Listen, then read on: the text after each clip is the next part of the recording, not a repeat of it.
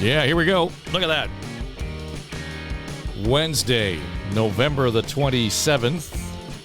Thanksgiving Eve to all of our friends in the United States of America. The big football games tomorrow, the big meal, then the door crasher sales on Friday, recovering on Saturday.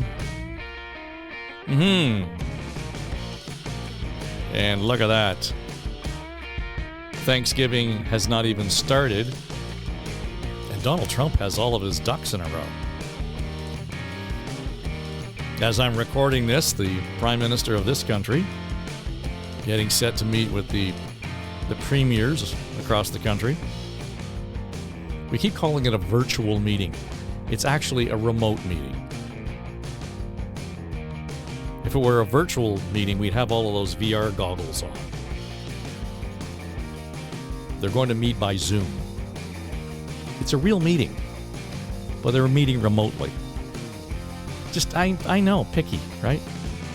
Anyway, all of this, of course, is in reaction to Donald Trump's declaration that he's going to slap us silly with tariffs. Oh, and everybody's terrified. You see what I did there?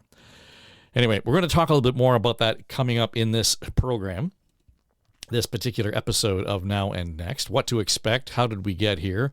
And, does he really intend to do what he said he's going to do? Yeah. And for those of you who think that it's just like 2016, no, it's not. You haven't been fucking paying attention if you think that's the case. So we'll get into that with a fella who knows a thing or two about a thing or two in terms of how it's all unfolding in the U.S. of A. And a new guest to the show, by the way. Yeah, first time caller.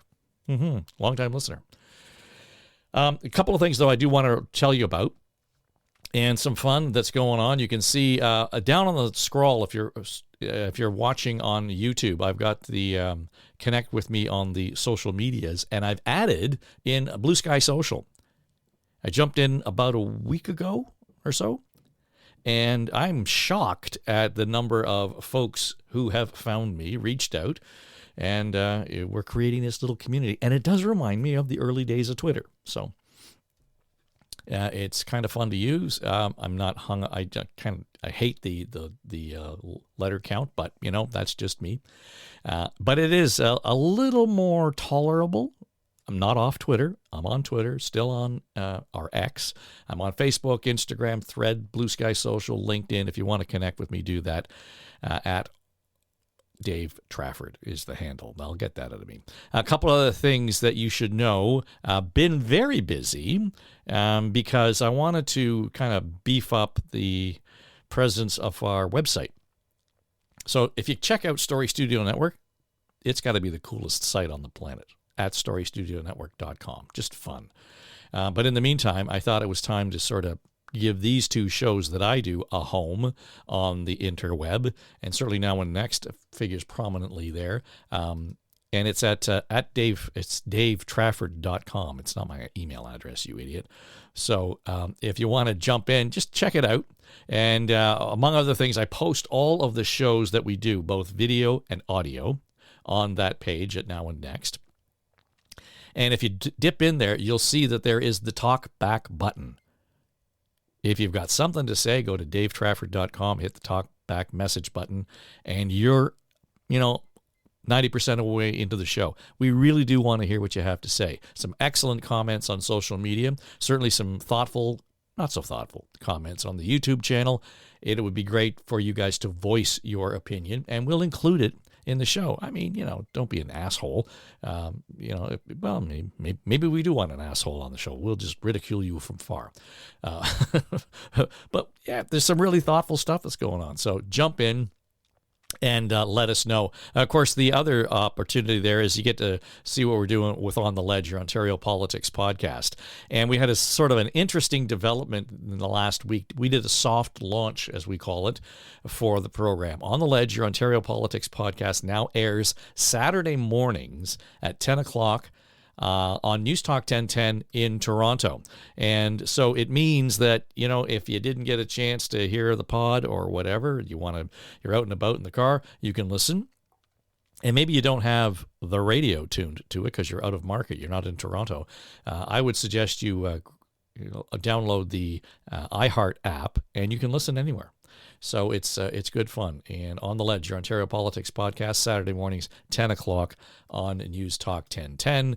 And maybe we'll have to put something up on davetrafford.com about the radio segment of the show. I'll be curious to know, how many of you would be listening on the radio on Saturday morning or through the app. Now, I should tell you, it's not the complete podcast.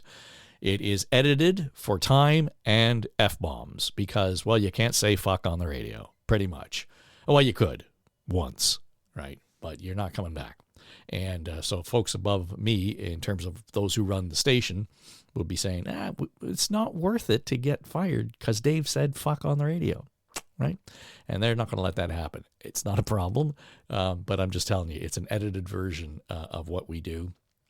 On the Ledge, and of course that features Kathleen Wynne, Tim Hudak, Keith Leslie, John Wright, and I, and we've been at it now since 2018. Kathleen and Tim joining the show earlier this fall as we got the sessions going up again at Queen's Park. So we're having a good deal of fun. If you want to listen, there's no excuse for you not to be able to find that show, and away we go. Again, back to davetrafford.com, and all kinds of opportunity there for you to leave us your thoughts on what you like to hear and what's being said about the show or on the show or by the guests, etc. So, okay, so let's leave it there. And I do want to get into what is next, what's around the corner, as we prepare for I think it's going to be a storm no matter how you deal with it, because everybody said, well, we know what to expect from Trump. I don't think we do. Well, it's hard to believe. It's been 3 weeks, give or take, a day or so, since the final results, or the obvious results, let's say, not the final, because it took a while for all the ballots to be counted, came out. But the re-election of Donald Trump is in the rearview mirror by a good 3 weeks. And so I thought, let's let this settle, because the morning after was not necessarily the time to do this. It wasn't necessarily the best time to be kind of trying to figure out how, the whys, the whats, and the wherefores. 3 weeks out, okay, Trump has now made all of his appointments. He's got a cabinet. This is a completely different look in terms of what we saw in 2016, just because of the speed at which he has prepared himself to take office in the White House. So I thought, let's find out a guy who knows a thing or two about a thing or two south of the border. And Cliff Young is the president of polling and societal trends at Ipsos in Washington, and joins us. Welcome in. Thanks for being here. It's great to be here, Dave. I'm curious by the business card title, societal trends, and I realize that there's as much in terms of societal trend that went on in this election as there was in terms of the politics of the campaign. Is that fair to say? Yeah, I would say it's a little bit of both, right? And definitely this election in 2024 feels very different than the election in 2016 or 2020. And so there's something going on there. Obviously, short-term trends, throw the bums out, cost of living. I always call them Biden's inflation orphans. They either didn't show up to vote for Harris, or they voted for Trump, and so that's part of the story. And that's a cyclical story, right? We might be in a place in 4 years where those inflation orphans come back into the fold. But there are other trends going on, and I think most significant is that Trump put together an interesting coalition. So he had his base, and that base, we know the profile of that base. That base tended to be more rural, more white. They tend to be a little bit more nativist in orientation, meaning sort of like the favored native born over foreign born. That's been a story since 2016. But there are two other elements of that coalition. one of which I've already mentioned, these sort of inflation orphans, individuals that were impacted by inflation, that were frustrated by the administration, not recognizing that they had a problem. A lot of them were minorities, and you can see that in the exit polls, how minorities, Black Americans, Hispanic Americans, shifted in part towards Trump. And then you have a third sort of, I would say, segment that's very important. They tend to be more elite oriented. They're the tech bros, they're the podcast bros. They're individuals that are worried about the size of government, about the fact that the system is broken, and they need to take this system back from the establishment. Elon Musk represents that trend, Joe Rogan as well. So it's a very sort of interesting coalition, much different than 2016. And really, today, I would say, or at least on the day after the election, we're really talking about a new and different America, an America that Trump represents, that's slightly different, obviously, than 2016. So as I was listening to all of this kind of play out, and I'm always fascinated when I hear the prognostication prior to the election day itself, in terms of where the votes come from and how the votes are going to play out. And there's an emphasis in the United States on Latino and Black voters and et cetera. Um, that is foreign to our language here in Canada. I mean, we wouldn't talk about that sort of racialized vote. And there seemed to be some surprise, as you point out, that we saw a shift in some of those demographics.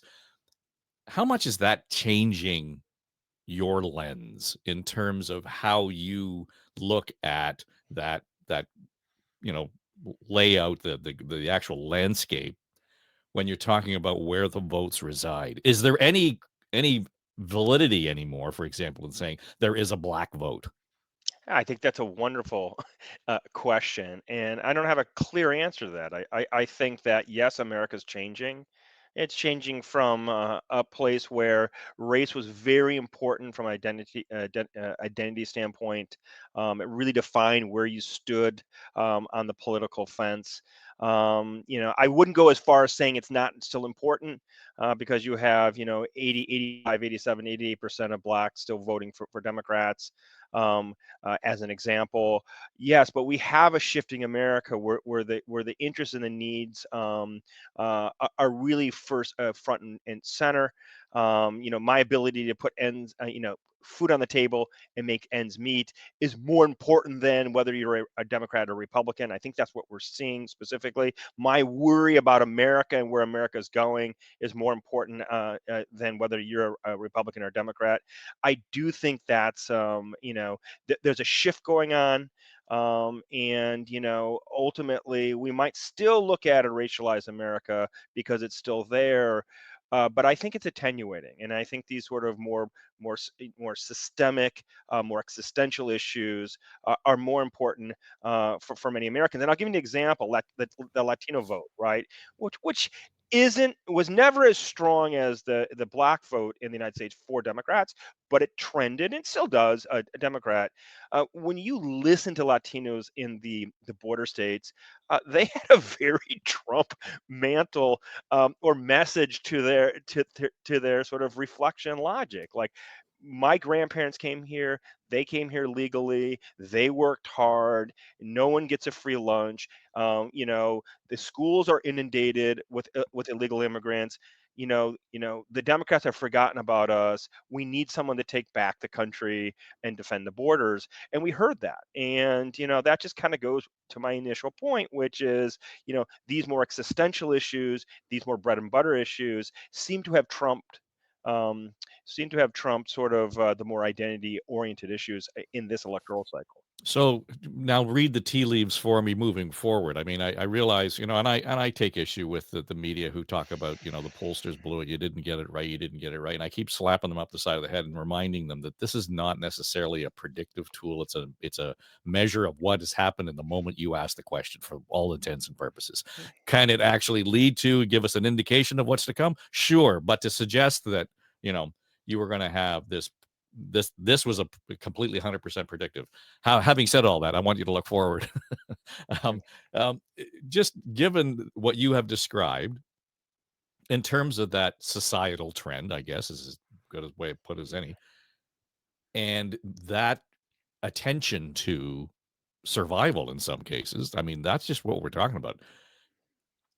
And now we look at the nature of this cabinet. We look at the first thing that Trump has said that really kind of caught fire is all about the tariffs. Certainly here in Canada, I know Mexico, China, everybody's paying attention to that. Where is that inflation orphan in there? Because to me, boom, that means prices are going up again. Yeah, I mean well, let's step back a bit. And so talking about whether we can like look forward, right? Hmm. I think there's a question mark, right? To what extent are we seeing a shift?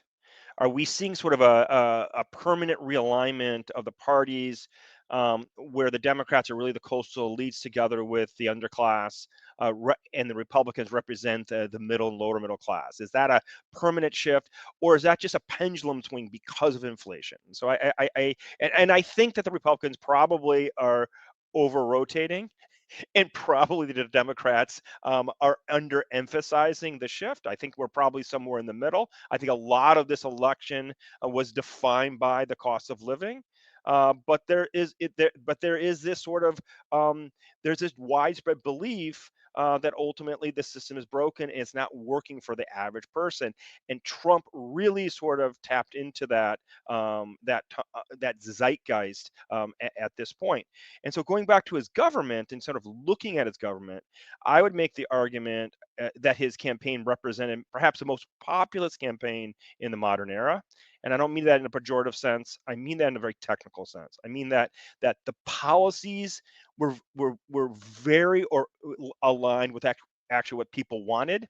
Whether people believe, know that tariffs will have an impact or not, that's not the issue. Whether it's a technically sweet policy, but that's what public opinion was saying, right? Americans want mass deportation. A majority of Americans say that. Whether that's a good policy or not, that's another issue. But Trump really represents sort of a very clear alignment between public opinion and his policies. Americans don't want to be in foreign wars.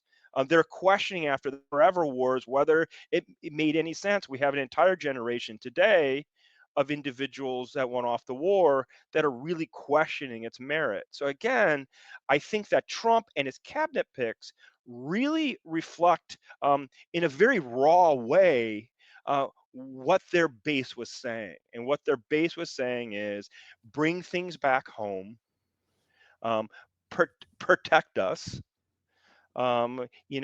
facilitate or help us put food on the table, make ends meet. That's what we want. And that's how I'm looking at it, Dave. I look at through that lens, and he's therefore very consistent in his cabinet picks, because his cabinet picks tend to be more populist in orientation.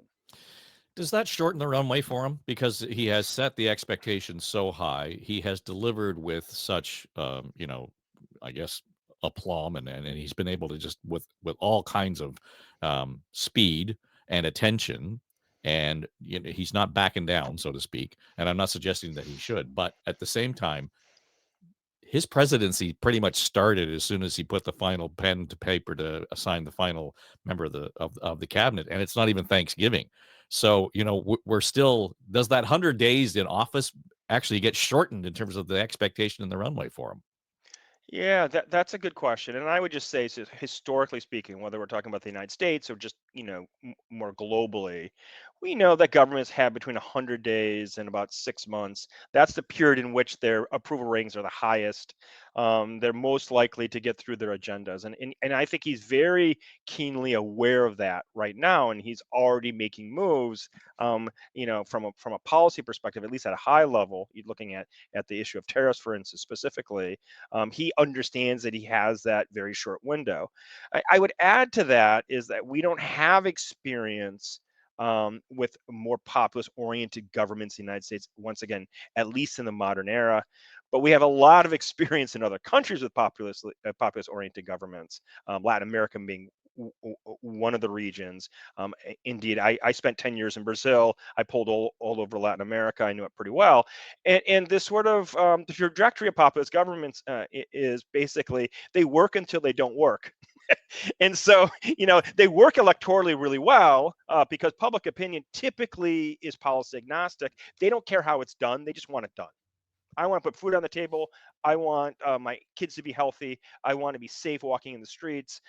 Please make that happen. I don't care how you do it. And it doesn't sort of kick in from a public opinion standpoint until you have a negative feedback loop. So this goes back to your initial question. What about tariffs and inflation, right? Will tariffs, cause inflation? Exactly that issue that he was trying to manage. We will see. I don't have a crystal ball, but the trajectory of populist governments is basically they work and they don't until they don't work, and when they don't work, they typically lose their coalition. Is that going to be the case in Trump's specific scenario or case? I don't know, but it's going to be interesting to sort of track it over the next year or so.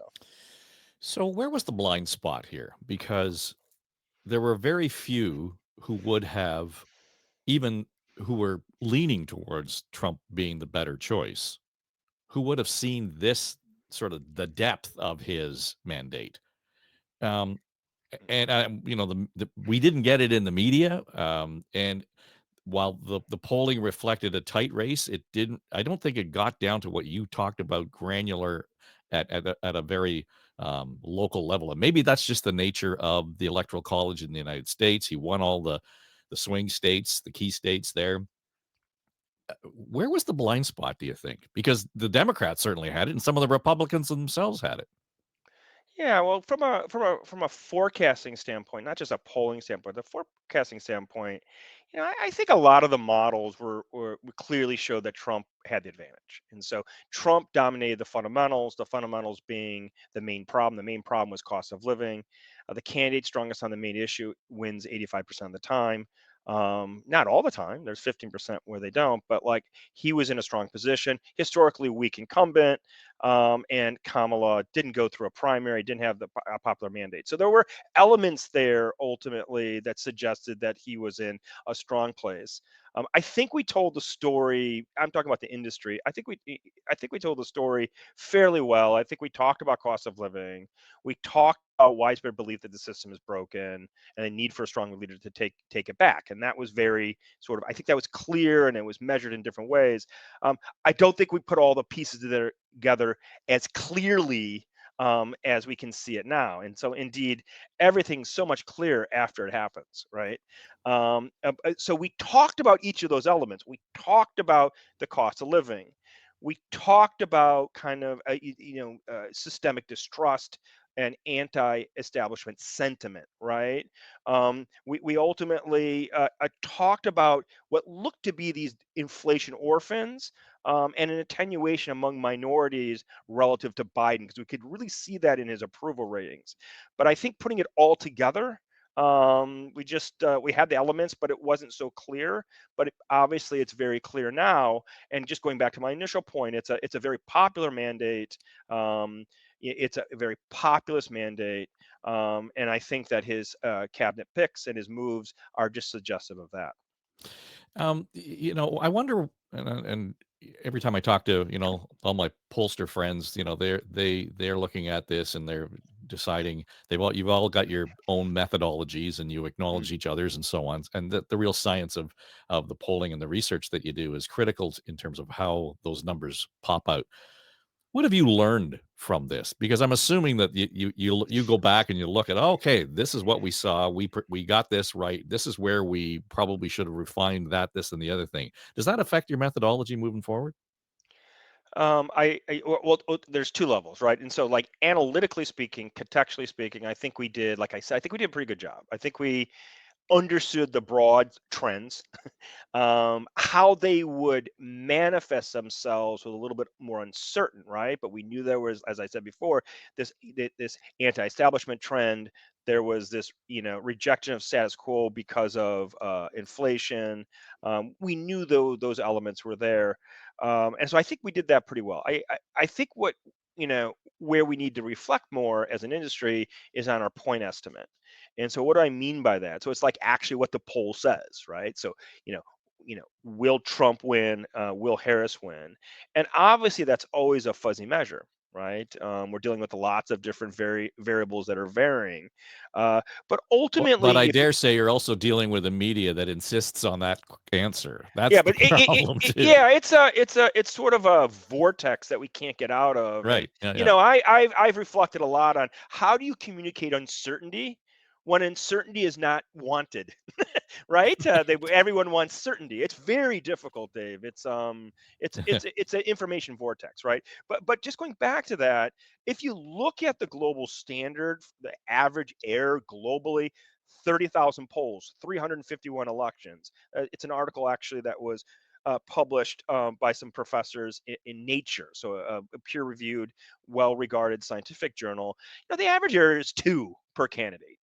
And in the United States, we did, the industry, did 1.5 at the national level and about 1.4 at the swing state level. I mean, we're well within that national standard. We're in the top 30%. Now, maybe that's a C, maybe that's a C plus, but it's not like we were super off. What I would say is we underwhelmed in terms of expectation. So there's an expectation that because we were saying as an industry 50-50, that one would expect the election to be exactly 50-50.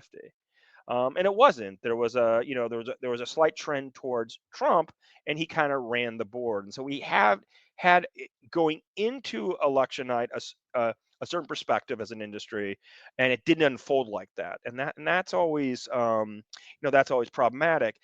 But more importantly, I believe, and this is where we really need to work hard. We live in a very polarized society, one that's extremely distrustful of the establishment. By the way, us pollsters are part of the establishment in the minds of most, right? Exactly. Yeah. Yeah. We're part of the problem. We're not part of the solution. You can hear that in podcasts all the time now. I just cringe when I hear those things on this side of the border. But ultimately, our problem is while we were 1.5 points off, that was our average error, which is good, was well within the average. It was systematically against Trump. We systematically underestimated Trump and overestimated Harris, whether that be at the national level or in the key swing states, and people can't distinguish between technical error bias and political bias. So if Hmm. we're off, we're cooking the books in people's minds. And I think that's the greater challenge that we have in a highly polarized, distrustful society. How are we credible messengers when people can't make that distinction? And But it's a that's an high bar. important insight, though. I mean, that right to say just to say that out loud. That there's an acknowledgement in the industry that it leaned that way, one way or the other. And where was the bias? Now, my friend John Wright, the pollster, will tell you when you're explaining you've lost. So No, no, you're behind the without a eight ball. doubt. I actually agree. I know John. Know John well, and he's great, and he's right. But I'm, but at least long form podcasts, we can talk more, and that's a challenge that we have, right? And we only get to the point where we don't have that challenge when we don't have that bias, and Hmm. so it's a very high bar, but that's a bar we have to meet, actually, in my opinion. Yeah, in a world where we're trying so desperately to get, based on fact, based on, the actual technique, the taking the bias out of it, and it doesn't matter whether it's media or polling. I said to John the other day, it's almost as if we're in a faith-based culture where it doesn't matter what the facts say. We always start a conversation like, well, I believe there's no such thing as, and I believe that this is what's going to happen, and I believe she's the better candidate. Everything's faith-based. It's not necessarily based on fact. So, trying to apply your rigor and logic and the technical insight to this, I get it. And on the media side, I got to think that most people who are covering the stories are doing the same thing. It's hard to fight against that I believe creed when it comes out culturally. Yeah, and I think that, it's we're in an extremely fractured information environment, right? Media environment. And so we have the mainstream media, which is under duress, right? We have a proliferation of other sorts of media, that have different sort of perspectives, and many of them anti-establishment perspectives. And that's this sort of the environment we have to navigate. And the only way to silence critics is to get it right. But we have to understand what right looks like. And like Hmm. my distinction between technical error and perceived political bias is actually the standard, I believe, in today's fractured world. Yeah, and maybe it's my bias, but I would think that shouldn't be too hard to explain to people and move on. But clearly, there's people are still tripping over it. Yeah, I just again, I think it just goes to a very well measured, by the way, by Ipsos, phenomenon, which is a widespread belief that the system is broken. By the way, it's not just the United States; it's in Canada. It's all over the world. We track it every year, and it's a problem. It's a problem for all of us, right? That are in some way or another established professions, in a world where people just disbelieve a lot of what's out there. Yeah, I listened to Scott Galway on Pivot, the podcast, and he has some really interesting insights, and I'm curious to get your thoughts on it because he talks about he's leaning so far left. He is, in the Democrat elite world, and he admits it. But at the same time, points out that they had a blind spot on the young men out there when the Democrats put up, "Hey, this is what we stand for," and he would go through the whole list that white men were not on that list, and it's easy to say, okay, that kind of is a easy low bar thing to criticize somebody over. But at the same time, um, he suggested that if you are in favor of supporting the 75% and not the 25%, how is it that you're not discriminating against the 25%? And so to me, it kind of, it just turned the lens around on all of that. And I go back to my question in terms of sort of the actual demographics of voting in the United States. You talked about the bro demo all of a sudden that's come up. How how do you quantify that those young men who are, sitting in the basement because they don't have the opportunity, they don't have the the the, the societal or cultural support that we might have otherwise had when we were kids. Um, is that an emerging force in the demographic in terms of overall voting? And how do you kind of measure that? Because he would say it extends not just from the young guy who doesn't have a job or is, unstable in terms of his employment, but his parents who are also saying, "Get this kid out of my basement. I'm the one who wants opportunity as well." So there was a certain reflexive vote there for Trump as well that you might not have we might not have otherwise seen. Yeah, so this is a trend. This is a real trend. Um, it's a trend at Ipsos that we're seeing all over the world, all over the Western world, and so it's not just an American thing. Um, and it's political physics, right? For every action, there's an equal and opposite reaction. And so, I think there's a widespread feeling among certain segments of American constituencies, in the United States, including young men, that the establishment, that the system wasn't working for them. And how does that manifest itself? It's manifests itself in their minds, right? In DEI programs, in ESG programs, in like in woke sort of like policies, a woke sort of culture, and sort of anti-male sort of and pro-female corporate policies. And so whether that's real or not, let's set it aside, but there's a real feeling of that. And in a democracy, you vote with your feet, right? And I think that's what in part of what we are seeing now. I don't want to overstate the victory, as a function of anti-woke politics. I think there's a lot of over rotation there. I think it was cost of living, and that's what really drove it ultimately. That kept a lot of people at home who would have otherwise voted for Harris. It drove some people over to Trump.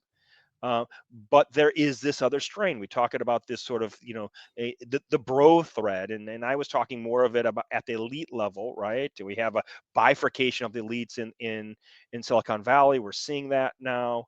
Elon Musk kind of represents that, but you have a more popular trend, especially with young men, that don't believe that the system works for them, right? And I think that's really something that, if you're a party or politician in the United States or in the West in general, is something you're going to have to contend with because it's real. Yeah, I think that the next 4 years are going to be there's going to be just the political lane, but this coming to terms with how we got here over the last 4 years is going to be fascinating. So the books that will be written rather, I think in the next 15 years, mix COVID into all that. We didn't even talk about We that didn't and the even do effect. that, I but mean, that's a big that conditioned a lot of what we're seeing. entirely, yeah, Yeah. and I think that there was a certain fatigue from my perspective where we just didn't wanna talk about that. We don't wanna acknowledge it. We don't wanna deal with the reckoning that has come, and that's part of the cost of living. That's part of the being, shut in, all those sorts of things. I think it'll be fascinating to see where this all plays out. So for the next term of Trump, politically, it'll be one thing. That reawakening, um, culturally and politically for all stripes. I think it's going to be. I think you're going to be busy, Cliff. Yeah, like, unfortunately, the greater the uncertainty, the more we do. Yeah. Well, it's funny. I was saying the other day. Well, we've solved the problem in the United States. There's no contesting the election, so all the lawyers had to stand down. But now we got the tariffs, so all the trade lawyers they're going to be busy. So Oh, yeah, there they're gonna there be was super always a busy. void, right? Yeah. A little bit of, angst up there on the other side of the border, north of the border a bit on the tariffs. Yeah, well, the prime minister is having a summit meeting with first ministers, the premiers today, just to kind of have a united front on it. And I think the mistake that they're making is saying it's just a negotiating ploy by Trump. We saw this game before. We heard him say what he was going to do, and now he's going to do it. I'm not, and maybe you have some insight, but I'm not convinced that we know exactly what Donald Trump is going to do. I think that's fair. I think he goes into this, new administration feeling emboldened and strong. I think he learned in his first 4 years, and he knows the the leverage that the United States of America has really in the world, and I think he's going to throw it around. Now, what that means specifically for Canada, I think that's another question. But I think you have, I think any government's going to have to work with multiple scenarios. I think any government's going to have to think about bilateral deals. And the one thing I can say, we did a poll right before the elections, Americans' views of Canadians, and what we can say in the United States is that the American people have a very favorable opinion of Canadians. They see Canada as a critical security partner, as a critical economic partner. So the point being is you do have credibility in any sort of negotiations, and it should be used. But I do agree with you. There's a lot of uncertainty. Yeah, and having said all of that, politically up here, it's unlikely that the current sitting prime minister is going to be the one who holds the pen on signing off on any new trade agreement. So that uncertainty at our side of it too kind of throws a wrench into That things. might be better. I mean, I don't know. Yeah, but that might be. But a change of government might be better. Might make it easier. But ultimately, I think that Trump is going to be using the weight of the power of the United States in his favor. He recognizes that. I mean, he's dictating policy already. Um, uh, you know, by social media. So we're already seeing it. Indeed. Cliff Young is the president of polling and societal trends at Ipsos. He works out of Washington, D.C. Thanks for joining us. Come back. Yeah. Thank you so much, Dave. Yeah, it's funny how sometimes we look at these, folks around, who are in our sphere and our circle, and how often I think we should know each other. Cliff and I had never met before we talked today, but we have followed each other fairly intently and closely online. So it was kind of an interesting conversation to have. So I'm definitely going to have him back to talk about more of what's developing and going on stateside. And he's got, again, some interesting insights into what's going on in Canada. And of course, he knows all the Ipsos guys up here, Daryl Bricker, Sean Simpson, of course, and as he mentioned, he knows our friend, our resident pollster, John Wright. If you've got some thoughts on that conversation, again, go to our talkback message. You'll find it on my website, davetrafford.com, and just go to the Now and Next page, click the talkback message button, and you are into the show. Otherwise, if you need to leave me a message, by all means, you can do so. Comments on the audio and the YouTube channel are excellent. Find me on social media. That works too. But we'd really like to get your voice into the show. Plenty of you got some really cool ideas, insights, complaints. By all means, leave them there. So go to davetrafford.com and leave your message for us here on the show. All right, before we go, I just want to talk about and this is a dated issue. It's going to be in the next 3.5 weeks or so. We're getting ready to do a benefit concert for St. Clair Inn, and it's transitional housing here in Toronto for homeless women who struggle with mental health challenges. And this is a phenomenal support service that they provide, and it's all done without government money. And for a lot of cases where even some of the grants that are available to nonprofits, because of the kind of work they do and the commitment that they make, they don't get the money that other organizations get. They rely almost solely on fundraising. So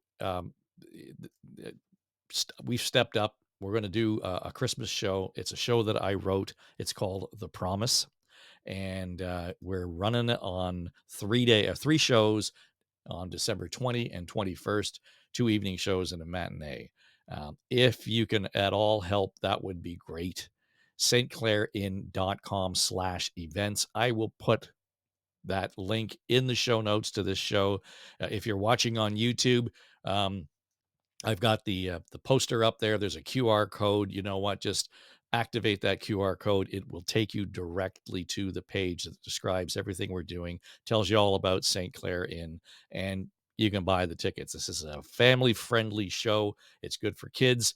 I'm going to tell you, it's about the Christmas story. There's no Santa involved here. This is the real story of Advent, which the Christian church is just beginning to enter this weekend. Getting prepared for Christmas. The Christmas season, the 12 days of Christmas, by the way, comes after the 25th. And then the Epiphany. Yeah, that's the 3 wise men thing. Yeah, all of that stuff. So we tell the whole story with music. And it's a fun show. And it's really, I find it, not just from being able to perform it is one thing, but to do it in the service of St. Clair Inn, for me, is great. And I think if you can go to the site and you can't come to the show, then make a donation. They can use that to support, and they can use your interest. And if you think about what goes on in this city, in Toronto, but it's not just Toronto, it's happening in cities right across the country, small towns.